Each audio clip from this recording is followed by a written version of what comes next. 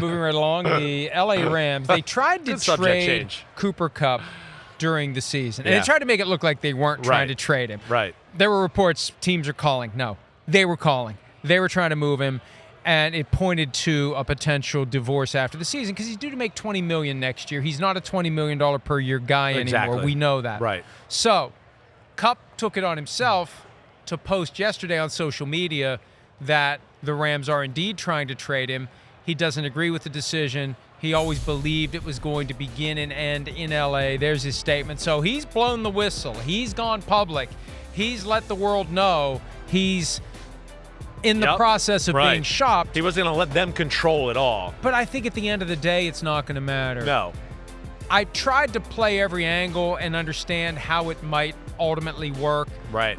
I think their only chance of trading him would be to pay a big chunk of his compensation, and you're basically buying draft picks at that point. 100%.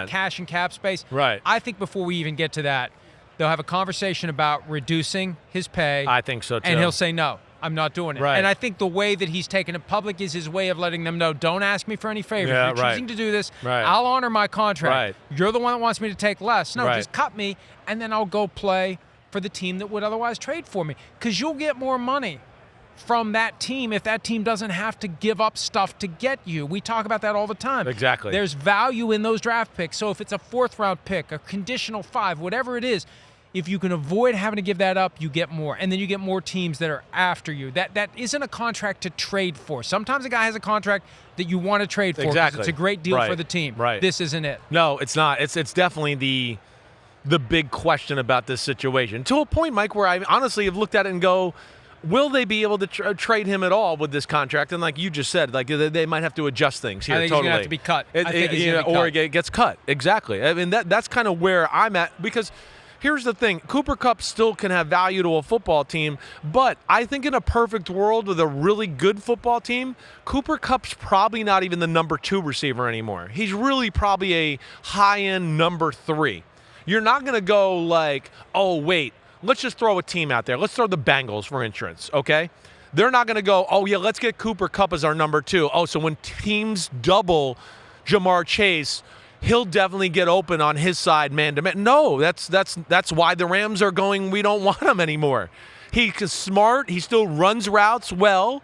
He's strong. He's a bigger guy than people realize. He'll catch the ball over the middle. He can read coverage, but he can't separate the way he once used to.